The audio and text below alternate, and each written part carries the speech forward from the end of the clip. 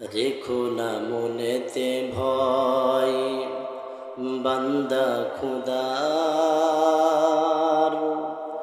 দূর হয়ে যাবে বাদা সব।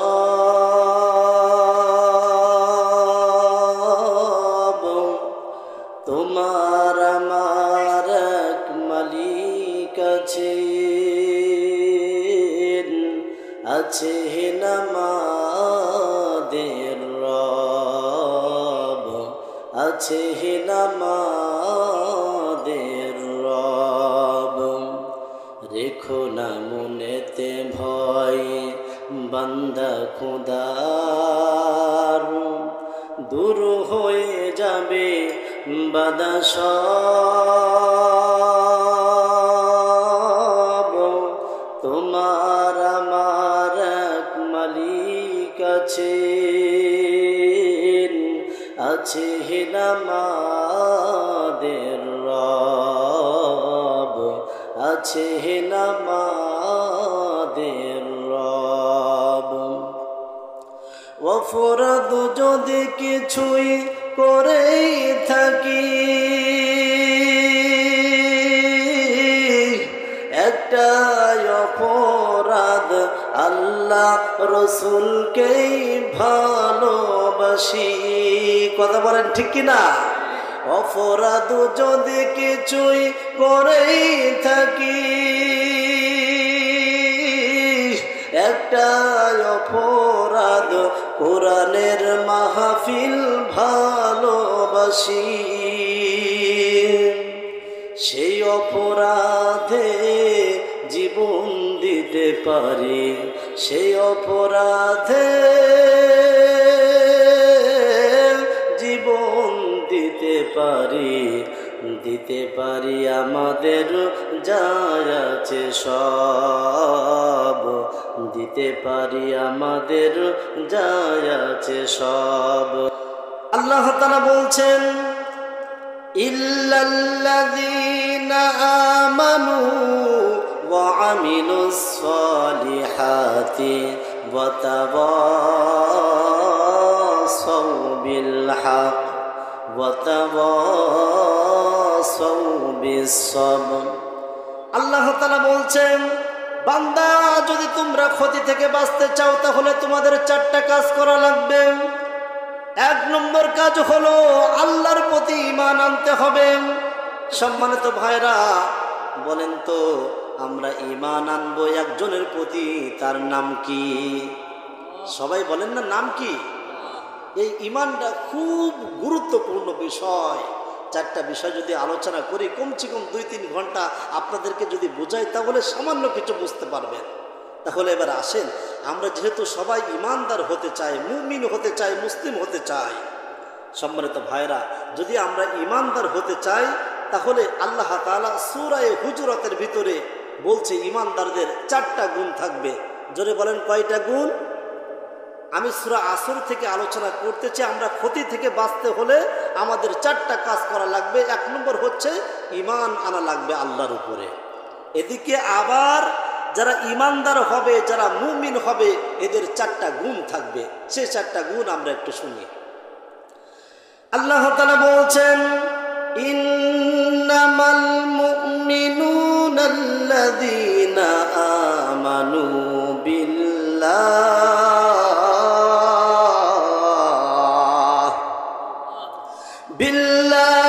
ওয়া রাসূলিহি সুম্মা লাম ইয়ারতাবু ওয়া জাহাদু বিআমওয়ালিহিম ওয়া আনফুসিহিম ফি সাবিলিল্লাহ, উলাইকা হুমুস সাদিকুন। জোরে বলেন আল্লাহু আকবার। আল্লাহ তাআলা বলছেন, যারা ঈমানদার হবে তাদের 4টা গুণ থাকবে।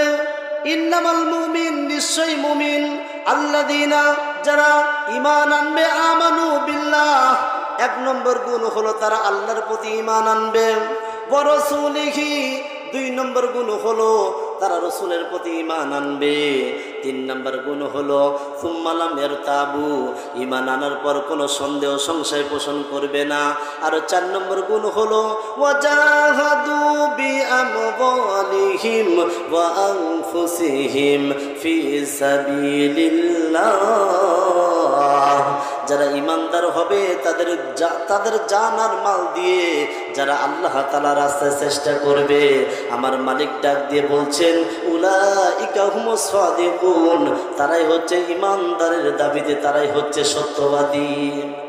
সম্মানিত ভাইরা, দেখেন ঈমান খুব একটা গুরুত্বপূর্ণ একটা বিষয়। ঈমান খুব গুরুত্বপূর্ণ বিষয়। সম্মানিত ভাইরা, দেখেন এখন আমি আলোচনার ভিতরে ঢুকতেছি, আপনাদের ভালো লাগবে যদি একটু শোনেন। দেখেন ঈমানটা খুব একটা গুরুত্বপূর্ণ বিষয়। কেমন? আল্লাহ তাআলা বলছে বান্দা যদি 2টা কাজ করে আর নেক আমল করবে, তাদের ঠিকানা সোজাসুজি আল্লাহর জান্নাত। বলেন না সুবহানাল্লাহ। ইন্নাল্লাযীনা আমানু ওয়া আমিলুস সালিহাতি কানাত লাহুম জান্নাতুল ফিরদাউসি নুজুলা। যারা ঈমান আনবে আর নেক আমল করবে তাদের ঠিকানা সোজাসুজি জান্নাতুল ফিরদাউস। এবার আসেন ঈমান। দেখেন যদি আপনি ঈমান আনতে পারেন এবং নেক আমল যদি আপনি করতে পারেন, আপনার ঠিকানা কেমন ভাবে জান্নাত হবে একটু সামনে আগায়। আমার রাসূল সাল্লাল্লাহু আলাইহি ওয়াসাল্লাম মদিনার মসজিদে বসে আছে। একটা ইহুদি যুবক মানুষ, আমি তো দেখতেছি এই জায়গায় অধিকাংশ যুবক যারা আলোচনা শুনতেছেন, এই যুবক মানুষ নাম হচ্ছে ফুলান ইবনে ফুলান। এই ফুলান ইবনে ফুলান এখনো ইসলাম ধর্ম গ্রহণ করেন নাই, কালিমা পড়েন নাই, মুসলমান হন নাই। কিন্তু আমার রাসূল সাল্লাল্লাহু আলাইহি ওয়াসাল্লাম যখন মসজিদে আলোচনা করতেন, ওই ইহুদি যুবক মানুষ আমার রাসূল সাল্লাল্লাহু আলাইহি ওয়াসাল্লামের নূরময় চেহারার দিকে তাকিয়ে থাকতেন। বলেন সুবহানাল্লাহ। কিন্তু এখনো ইসলাম ধর্ম গ্রহণ করেন নাই। কোন মুফাসসিরগণ বলছেন যে রাসূল সাল্লাল্লাহু আলাইহি ওয়াসাল্লামের জুতা মুবারক ওই ইহুদি ফুলান ইবনে ফুলান তার বুকের সঙ্গে লাগিয়ে দাঁড়িয়ে থাকতেন এবং দূর থেকে রাসূল সাল্লাল্লাহু আলাইহি ওয়াসাল্লামের দিকে তাকিয়ে থাকতেন, কিন্তু এখনো ঈমান আনেন নাই। আমার ভাইজান, আমার বন্ধুগণ, এইভাবে ফুলান ইবনে ফুলান আমার রাসূল সাল্লাল্লাহু আলাইহি ওয়াসাল্লামের দিকে তাকিয়ে থাকেন। কিন্তু কয়েকদিন পার হয়ে যায়, হঠাৎ করে আমার রাসূল সাল্লাল্লাহু আলাইহি ওয়াসাল্লাম এই ফুলানকে দেখতেছে না। আমার রাসূল ডাক দিয়ে বলছে, সাহাবীরা রে, আজ কয়েকটা দিন পার হয়ে যাচ্ছে, আমি তো ফুলানকে দেখি নাই, বিষয়টা কি? সাহাবীরা বলছে, ইয়া রাসূলুল্লাহ, ইয়া হাবিবাল্লাহ, এই ফুলান ইবনে ফুলান অসুস্থ হয়েছে, আমাদের মন বলে আর মসজিদের সামনে আসতে পারবে না, আপনার দিকে আর তাকিয়ে থাকতে পারবে না। আমার রাসূল সাল্লাল্লাহু আলাইহি ওয়াসাল্লাম সাহাবীদেরকে ডাক দিয়ে বলছেন, সাহাবীরা রে, আমি রাসূল সাল্লাল্লাহু আলাইহি ওয়াসাল্লাম আমি ফুলানকে দেখতে যাব, আমার সাথে যদি তোমরা কেউ দেখতে যেতে চাও তাহলে আমার পিছনে পিছনে তোমরা চলো।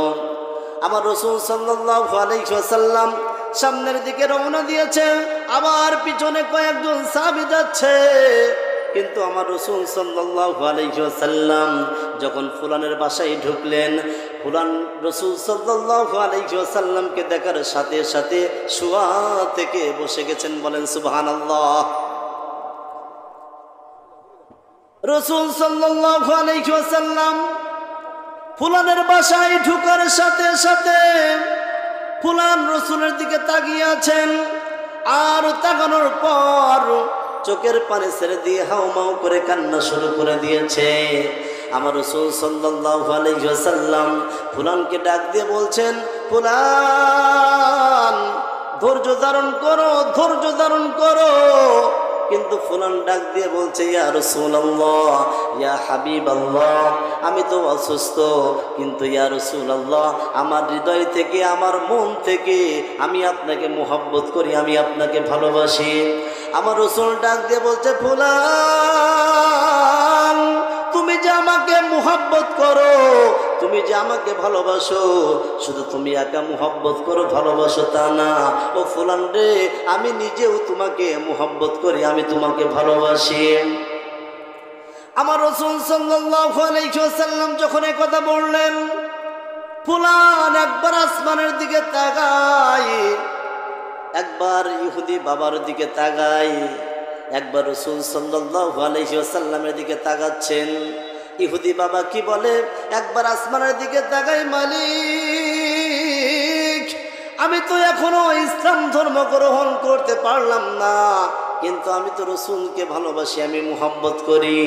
যখন এইভাবে আসমানের দিকে তাকাচ্ছে, হঠাৎ করে ফুলানের বাবা ডাক দিয়ে বলছে, সন্তান তুমি আর দেরি করো না, আমার রাসূল সাল্লাল্লাহু আলাইহি ওয়াসাল্লাম যা বলে তুমি সাথে সাথে গ্রহণ করে নাও।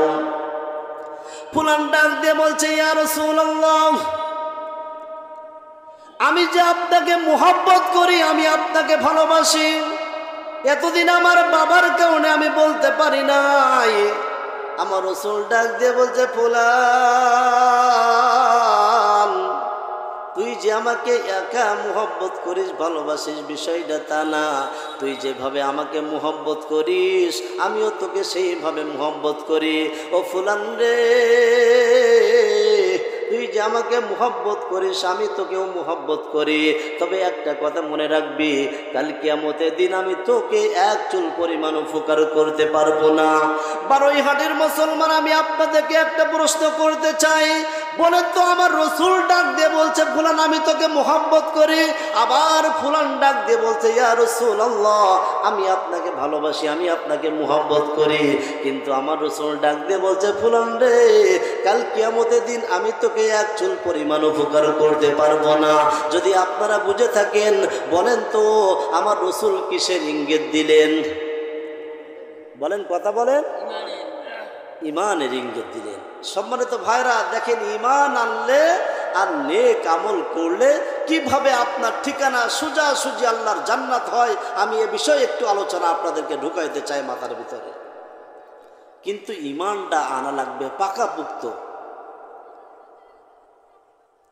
আমার রাসূল যখন এ কথা বললেন, ফুলান তুই আমাকে মুহাব্বত করিস, আমিও তোকে মুহাব্বত করি, কিন্তু আমি তো কাল কিয়ামতের দিন এক চুল পরিমাণ উপকার করতে পারবো না। ফুলানের বাবা চিন্তা করলো, মনে হয় আমার ফুলানের কাছে মালাকুল মাউত আসবে, মনে হয় বেশি সময় লাগবে না। ফুলানের বাবা ডাক দিয়ে বলছে, ও ফুলান তুই আর দেরি করিস না, আমার মন বলছে মালাকুল মাউত খুব দ্রুত তোর কাছে চলে আসবে। আমার রাসূল যা বলে তুই সাথে সাথে গ্রহণ করে নে। আমার রাসূল সাল্লাল্লাহু আলাইহি ওয়াসাল্লাম যখন কথা বললেন, ফুলান ডাক দিয়ে বলছে, ইয়া রাসূলুল্লাহ আমি আর দেরি করব না, আমার হাতটা বাড়িয়ে দিলাম, আপনার রহমতের হাতটা আপনি বাড়িয়ে দিন, আর বাড়ানোর পর আপনি আর দেরি করবেন না, আমাকে কালিমা পড়ানোর পর আপনি আমাকে মুসলমান বানায়া দেন। আমার রাসূল সাল্লাল্লাহু আলাইহি ওয়াসাল্লাম ফুলানকে কালিমা পড়ানোর পর মুসলমান বানাইলেন। কিছুক্ষণ পর আমার রাসূল সাল্লাল্লাহু আলাইহি ওয়াসাল্লাম আবার মসজিদে গেলেন।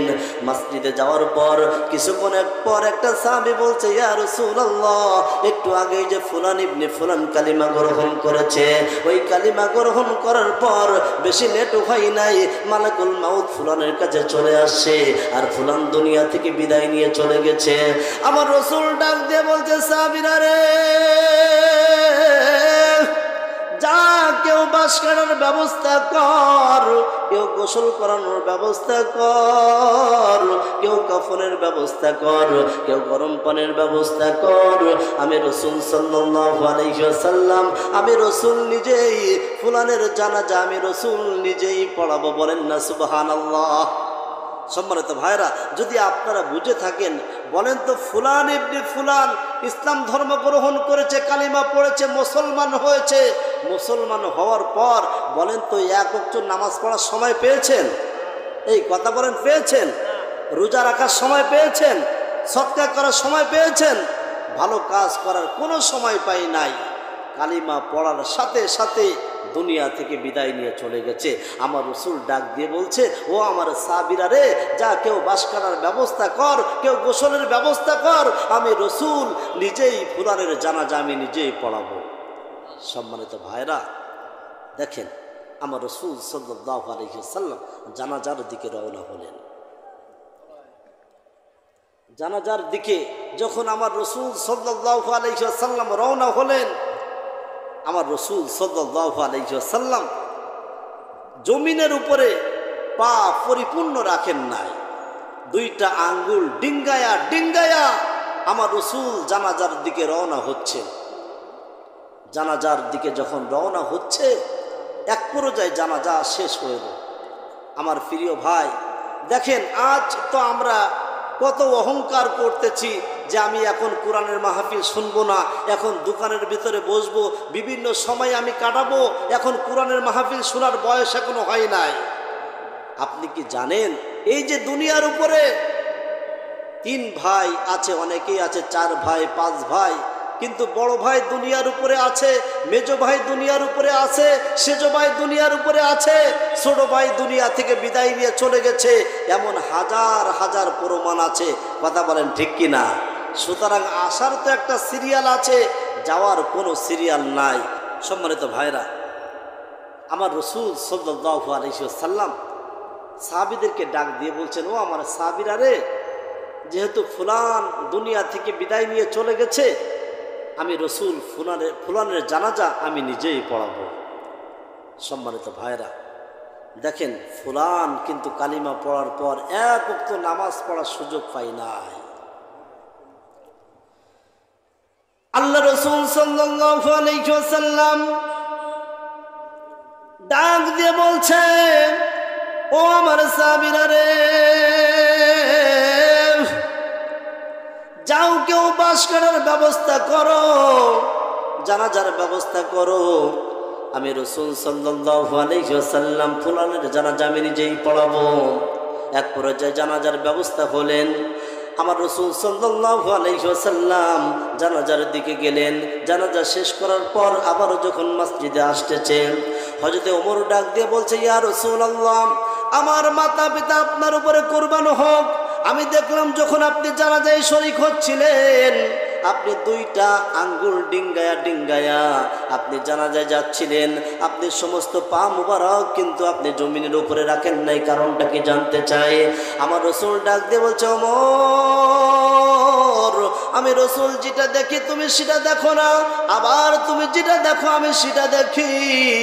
ওমর রে, একটু আগেই কিন্তু ফুলান কালিমা গ্রহণ করেছে, আর কালিমা গ্রহণ করার পর নামাজ পড়ার কোনো সুযোগ পাই নাই, ভালো ইবাদত বন্দিগি করার কোনো সুযোগ পাই নাই, ভালো নামাজ পড়ার কোনো সুযোগ পাই নাই, কিন্তু আমার আল্লাহ তাআলা এই ফুলানের উপরে এত খুশি হয়েছে। আমার আল্লাহ তাআলা ডাক দিয়ে বলছে, মালাইকা আসমানের ফেরেশতাগুলো যাও যাও জমিনের দিকে চলে যাও, আমি আল্লাহ ওই ফুলানের উপরে এত খুশি, আমার রসুল খুশি, আসমানের ফেরেশতা জমিনের ফেরেশতা তোমরা আরো দেরি করো না, আমি যেহেতু খুশি, আমার রসুল খুশি, যাও যাও ফুলানের জানাজায় তোমরা শরীক হয়ে যাও। ফুলানের জানাজায় এত ফেরেশতা হাজির হয়েছে, ওমর, আমি যে জমিনের উপরে পা রাখবো এত জায়গার কোনো ব্যবস্থা নাই, এই জন্য আমি 2টা আঙ্গুল ডিঙ্গায়া ডিঙ্গায়া ফুলানের জানাজায় আমি শরীক হলাম। আমার ভাইজান, আমার বন্ধুগণ, আমার আল্লাহ তাআলা ডাক দিয়ে বলছে, ইয়া রাসূলুল্লাহ, ফুলানের উপরে আমি খুশি হয়েছি, আপনিও খুশি হয়ে যান। দেখেন, এই জন্য আমি যে কথা বলতেছিলাম, যদি আপনি ঈমান আনেন আর নেক আমল করেন, আপনার ঠিকানা সোজা সুজি আল্লাহর জান্নাত। আল্লাহ তাআলা বলছেন, ইন্নাল্লাযীনা আমানু ওয়া আমিলুস সালিহাতি কানাত লাহুম জান্নাতুল ফিরদাউসি নুজুলা। বলেন না আল্লাহু আকবার। আল্লাহ তাআলা বলছে যারা নাকি ঈমান আনবে আর নেক আমল করবে তাদের ঠিকানা সোজাসুজি জান্নাতুল ফিরদাউস। এই জন্য ভাইজান আমি আপনাদেরকে আহ্বান করব, আপনারা ঈমান আনবেন, কিন্তু ঈমান আনার মতো ঈমান আনা লাগবে, না হলে ঈমানের পর সুম্মা লাম ইয়ারতাবু, ঈমান আনার পর আপনি ঈমানের ভিতরে সন্দেহ সংশয় পোষণ করেন যে আমার আল্লাহ তাআলা কেন 5 ওয়াক্ত নামাজ ফরজ করলেন। ভাইজান আমার মালিক আমাদের উপরে 5 ওয়াক্ত নামাজ ফরজ করেছে, আমি কোনো প্রশ্ন করব না, যেহেতু আমার রব আমার মালিক আমাকে অর্ডার করেছে বান্দা 5 ওয়াক্ত নামাজ পড়, আমি কোনো প্রশ্ন করব না। আমার মালিক আমাকে বলেছে বান্দা তোমরা রমজান মাসের 1 মাস রোজা রাখবা, আমি কোনো প্রশ্ন করতে পারবো না। আমার মালিক বলেছে হজ করবা, হজ করা যদি ফরজ হয় আপনি হজ করবেন, যাকাত যদি আপনার ফরজ হয় আপনি যাকাত দিবেন, কোনো প্রশ্ন করতে পারবেন না। সুম্মা লাম ইয়ারতাবু, ঈমান আনার পর যদি কোনো ব্যক্তি সন্দেহ সংশয় পোষণ করে, ঈমান আনার পর কোনো সন্দেহ সংশয় পোষণ করা যাবে না। যদি আপনি সন্দেহ সংশয় পোষণ না করেন, আপনি যখন দুনিয়া থেকে বিদায় নিয়ে চলে যাবেন আপনারও ঠিকানা সোজাসুজি আল্লাহর জান্নাত। আমার প্রিয় ভাই দেখেন, ঈমান সম্পর্কে একটু ইঙ্গিত দিলাম, যেহেতু এ সম্পর্কে যদি আমি আলোচনা করি আরও এদিকে 3টা জিনিস বাকি আছে।